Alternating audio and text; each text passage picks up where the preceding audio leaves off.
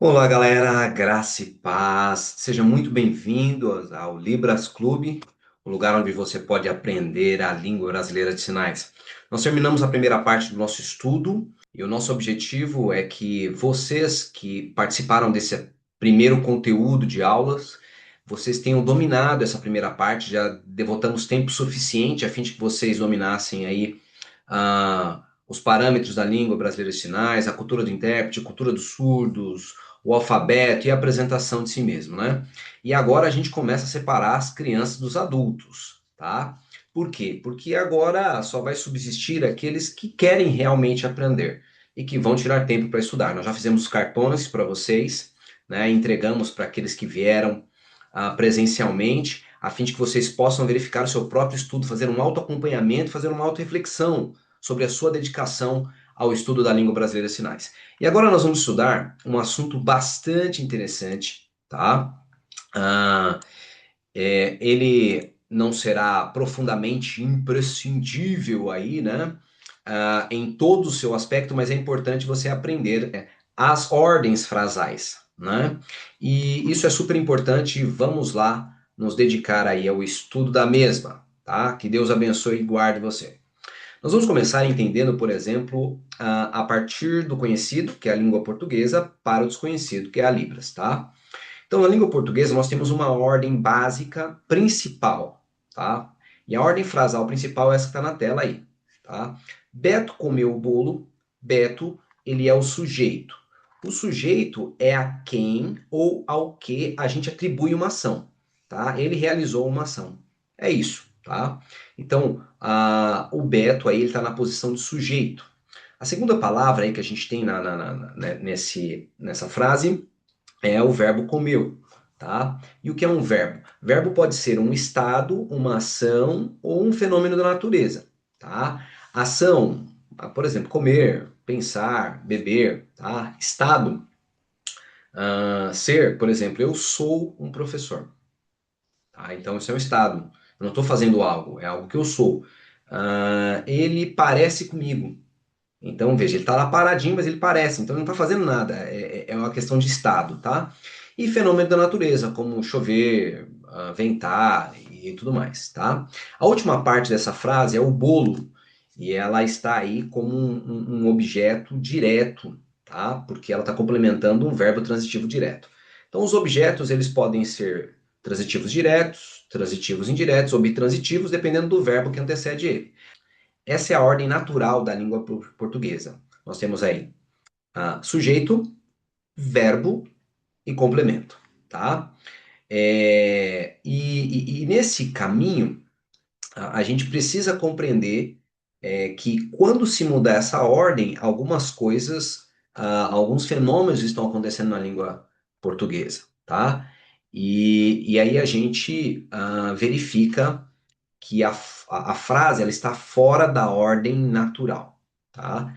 Então nós temos várias ordens que podem aparecer essa mesma frase na língua portuguesa, tá?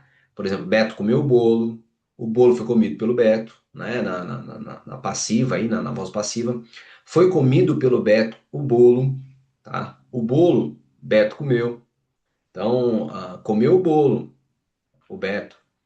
Então, a gente precisa saber como estruturar as frases para que possa passar ela com entendimento, né? E na língua brasileira de sinais, como é que isso se processa? É isso que a gente precisa pensar, refletir, tá? Então, nós vamos estudar as ordens frasais da Libras, tá? Que põe medo nas pessoas e a ideia é tirar o medo de vocês aqui, tá? Não é tudo isso, não. Então, na voz ativa aí da língua portuguesa, nós temos a principal ordem frasal, que é sujeito, o verbo e o objeto, ok? Na Libras, mesma coisa. A básica, a principal ordem frasal é igual ao do português. Então, em boa parte dos sinais, nós vamos seguir a mesma ordem do português, tá? Com exceção de acréscimos de preposições, de artigos, que não tem, né, na língua brasileira de sinais. Ou seja, vai ser mais fácil ainda. Mas a ordem será sempre sujeito, verbo e complemento, tá? Então essa é a ordem básica, é a ordem principal, tá? E quem está falando isso não é o Éder, tá? Porque de repente você pode ter ouvido que não, a ordem começa pelo objeto, depois vem o sujeito e verbo. Não. Quem está falando isso aqui são os doutores dessa área, tá? Na realidade, por exemplo, a Tânia Maria Felipe de Souza, ela é pós-doutora, tá? E ela, com vários outros teóricos, concorda que a ordem básica da Libras e válida é sujeito, verbo e objeto. Ou seja, semelhante à língua portuguesa, tá? Então, em boa parte da Libras, você vai seguir normal, como na língua portuguesa, tá? A Ronice Quadros, né? Ou Ronice Miller de Quadros, ela é uma doutorzaça também, né? De Santa Catarina ali, né? Ela explica que nas ordens frasais da Libras, especialmente os verbos simples, que ela está chamando de verbos simples, são verbos que são feitos bem próximos do corpo, sabe? Ah, aqui, amar, também são colados perto do corpo aí, né? Lembrar, sonhar, né? Esses verbos simples, tá? Ele vai seguir naturalmente a ordem sujeito, verbo, objeto, né? Ele comeu o bolo. Normal, tranquilo, tá? Embora ela saliente também que essa mesma ordem pode ser alterada desses verbos quando se quer dar uma ênfase, tá? Você pode encontrar uma palestra dela bem legal, acho que de uns 20 minutos, tá? Nesses dados aí que estão aparecendo na tela, tá? Então vai ter Ronice Miller de Quadros. O título da palestra no YouTube tá 7 Sintaxe da estrutura da frase na Libras, tá? E eu vou compartilhar com vocês também esse PowerPoint, então você vai poder copiar o link que está aparecendo aí, né? Mas tem um videozinho dela muito antigo, ela era uma criança quando ela fez esse vídeo, mas que ela vai mostrar isso, que ela tem a ordem sujeito, verbo e objeto, mas que essa ordem ela pode ser alterada. Então dá uma olhada aí nesse aspecto. Os verbos sem concordância, eles normalmente são ancorados no corpo. Como a própria palavra diz, eles são feitos no corpo. Então, por exemplo, o verbo conhecer, o verbo gostar, pensar, sonhar, ele é próximo ao corpo, ele não está exatamente ancorado, encostado, mas ele é muito próximo. Esses verbos, eles não apresentam concordância e eu tenho que usar outras estratégias gramaticais para estabelecer as relações gramaticais. Por exemplo, eu vou ter que usar a ordem da estrutura.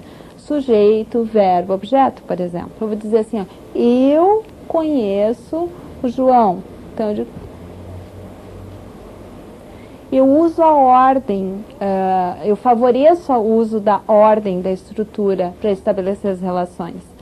No caso dos verbos com concordância, a ordem não é a coisa mais importante. Eu posso usar a ordem, mas ela não é a mais importante, porque como eu tenho os pontos estabelecidos no espaço, como eu já havia mencionado anteriormente, aqui para cachorro, né? O cachorro e o gato, eu estabeleço esses pontos no espaço antes e aí faço a concordância verbal de acordo com esses pontos. Então, se eu quero dizer que o cachorro pegou o gato, eu faço isso aqui. Então, eu poderia dizer o contrário, eu poderia dizer que o gato que pegou o cachorro. Então, isso é possível porque eu estou usando os pontos, a direção nesse verbo pegar é que está sendo o elemento de concordância e estabelecendo a relação gramatical, formando então a estrutura. Então, olha só que coisa interessante aí, né? Então, os verbos mais próximos do corpo, por exemplo, o amar, né? Então, eu amo você, tá vendo? Esse verbo, ele vai seguir sujeito, que é eu, amo, o verbo, e você, o objeto. Agora tem outros verbos, né? Normalmente aqueles que têm direcionamento, aqueles que têm, são um pouco mais distantes do corpo e tudo mais, eles muitas vezes vão mudar a ordem para que eles possam ficar mais claros, né? Eles pedem uma outra ordem, tá? Então é super importante a gente compreender. Então vamos lá. Verbos perto do corpo, como eu amo você, segue a ordem natural, tá? Eu não gosto de vocês. Então, eu não gosto de vocês, tá? Eu não conheço ele, né? Então, eu não conheço ele. Ele, né? Eu não conheço ele. Então, essa estrutura básica da língua portuguesa segue também na Libras, tá? Especialmente nesses verbos mais simples, tá? Só que não tem só essa ordem, tá? Então, tem ordem frasal enfática. Então, mesmo esses verbos, que ela vai falar isso naquele primeiro vídeo, né? Um vídeo mais recente aí, né? Dela, né? É, trabalhando ali vários autores, ela vai explicar esse aspecto aí da questão enfática, por exemplo. Vamos lá. Na língua portuguesa, aquela frase, o Beto comeu o bolo, eu posso mudar a ordem dela, eu posso inverter a ordem dessa voz ativa, tá? Porque eu quero salientar um dos elementos. Então eu posso colocar o bolo lá na frente, lá no começo, começar a frase com bolo, porque eu quero salientar o bolo, falar, o bolo o Beto comeu. Então, para eu fazer isso, eu tiro lá o objeto do final da frase, trago ele para o começo, e aí eu tenho que colocar uma vírgula. Essa vírgula serve para quê? Para mostrar que mudou de ordem a frase, tá? E aí eu posso então seguir o sujeito e o verbo, tá? Então é possível mudar a ordem criando uma ordem de objeto, sujeito e verbo, ok? E o que é interessante da língua de sinais, também isso é possível. Então, por exemplo, quando eu quero enfatizar mesmo esses verbos que são próximos do corpo, que a ordem é sujeito, verbo e objeto, eu quero enfatizar, aí eu mudo a ordem, tá? Então, por exemplo, você, eu amo, tá? Então é uma questão de ênfase que você mudou. Então você colocou agora uma ordem de objeto, sujeito e verbo. De vocês eu não gosto. Então, de vocês eu não gosto. Tá? E ele, eu não conheço.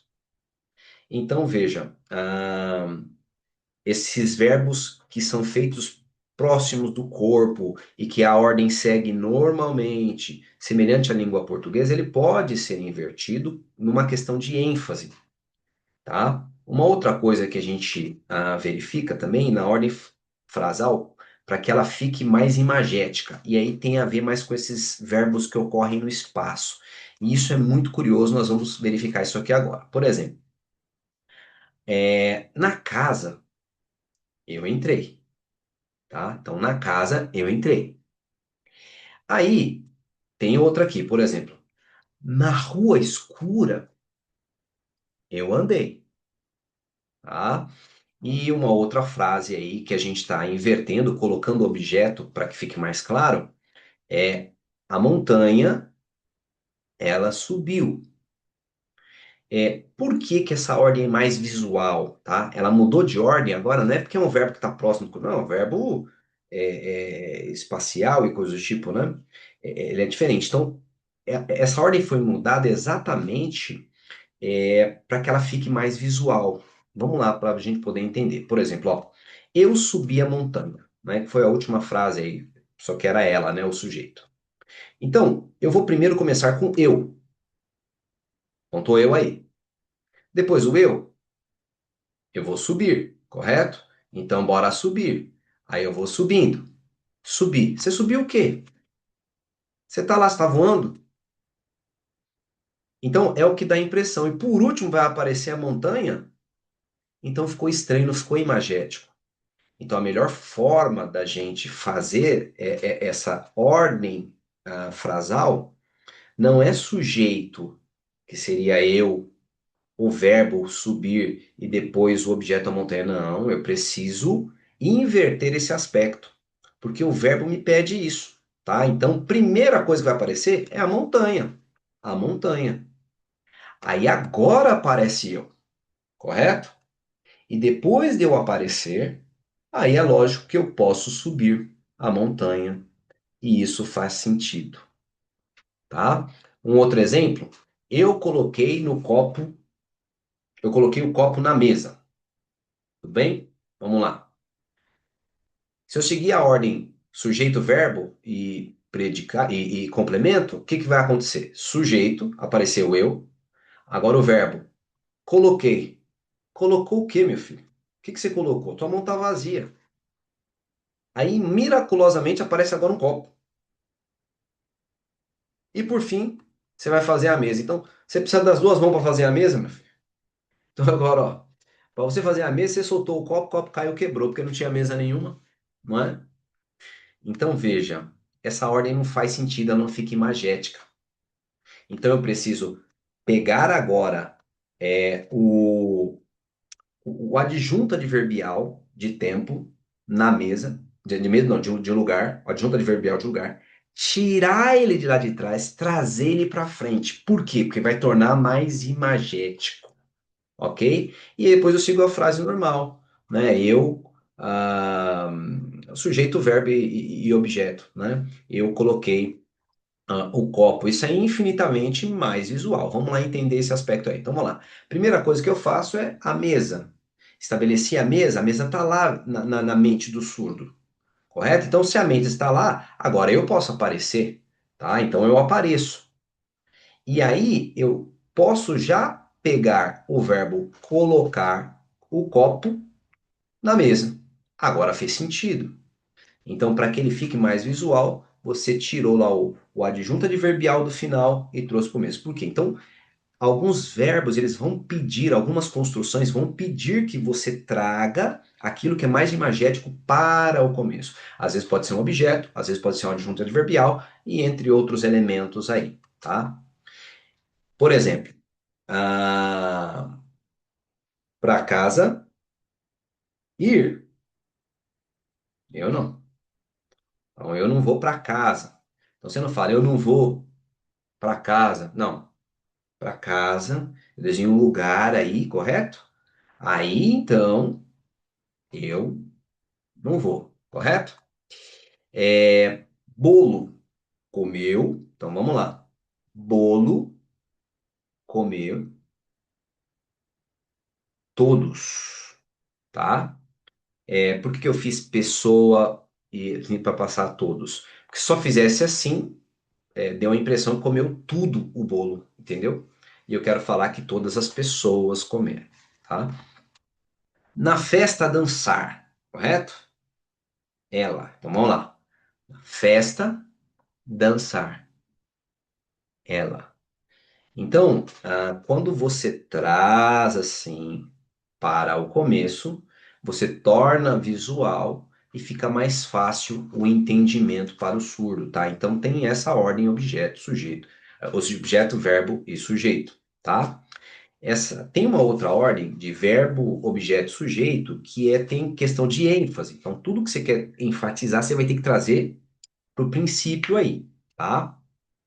Então, por exemplo, ir para casa, aí você faz mesmo nome. Ir para casa? Eu não. Então, você fez toda a construção e negou, porque você quer enfatizar para onde você não quer ir, né? Então, dançar na festa? Eu. Então, eu danço na festa, né? Eu dançarei na festa também, dependendo do contexto. Serve a Jesus, ele. Então, eu quero dizer, não, o cara ali, ele serve a Jesus, né? E aí é uma questão de ênfase, então você trouxe essa questão para frente aí, tá? Ah, ir para a igreja, né? Todos nós, né? Ir para a igreja, todos nós. Queridos, então a gente fecha essa ideia aí com todas essas probabilidades aí, sujeito, verbo, objeto, né? Que acontece com verbos simples e é a base, né, da Libras e da língua portuguesa também, a principal ordem frasal. A gente vai ter objeto, sujeito e verbo, né? Com verbo simples quando você quiser enfatizar esses verbos simples, tá? O objeto desses verbos simples. A gente também tem objeto, sujeito e verbo quando a gente quer tornar as coisas mais imagéticas, mais claras.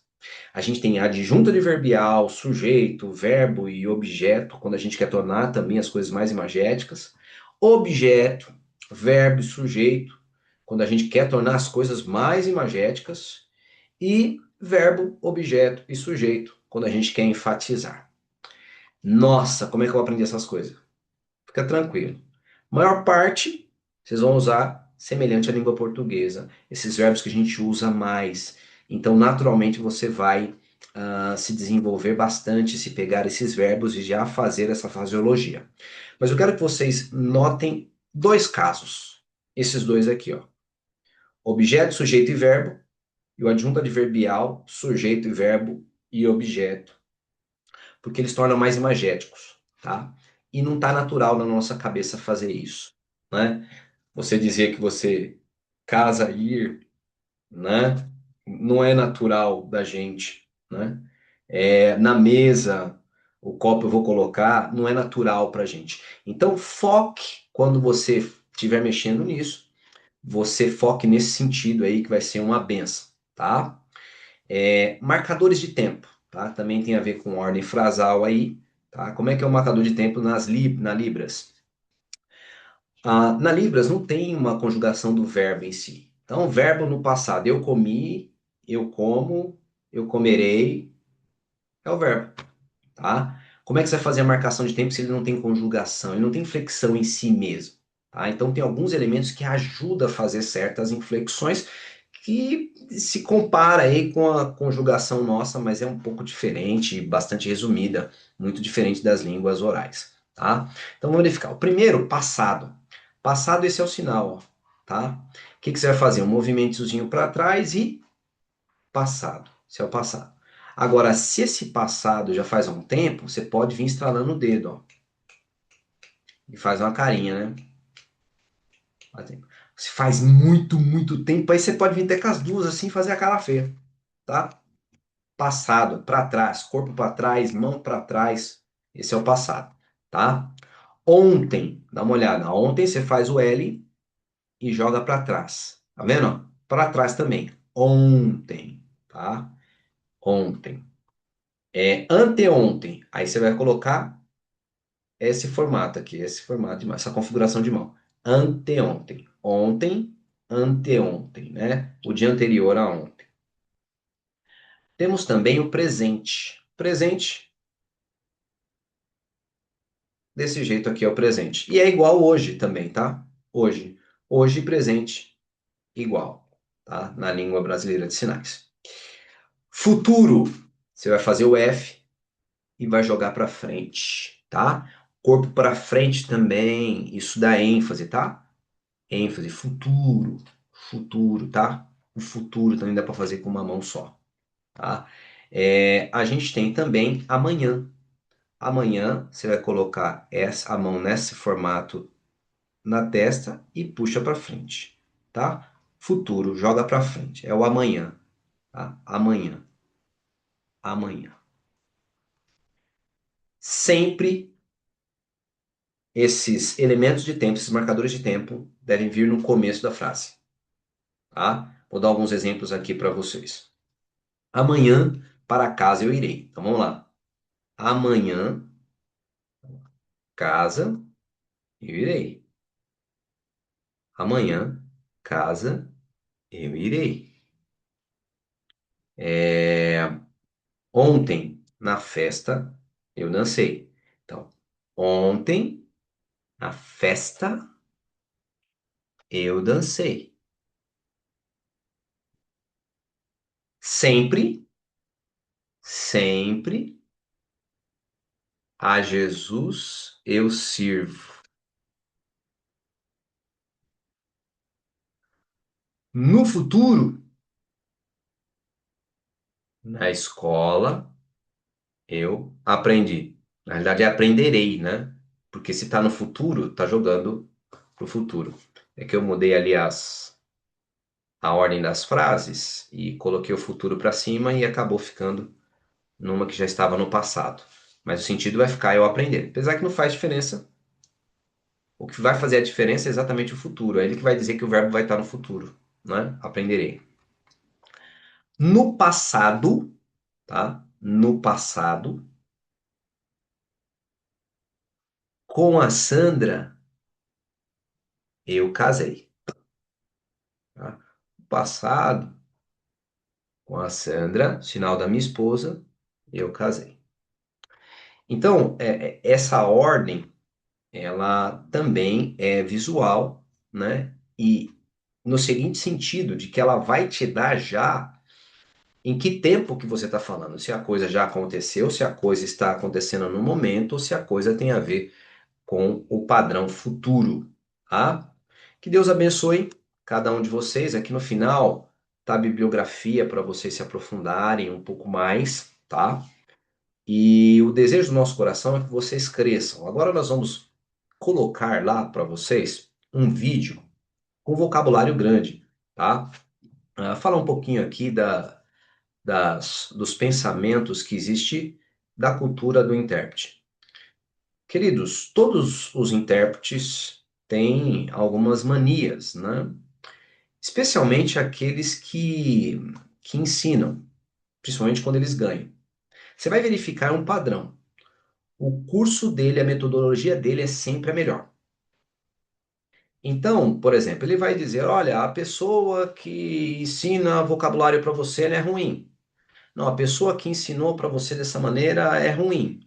A pessoa, eles vão dizer que sempre o método dele é melhor. Então eu quero aconselhar uma coisa para vocês. O que eles falam faz certo sentido. Por quê? Porque nem todas as pessoas aprendem de determinada maneira. Então, quando ele diz que um determinado modo é ruim, ele é ruim para algum tipo de pessoa mesmo. E o dele vai ser bom para determinado tipo de pessoa. Mas aquele outro que ele desprezou vai ser melhor para outras que não vão se apegar ao método dele. Então, o conselho que eu dou para vocês é: não ouçam essas coisas.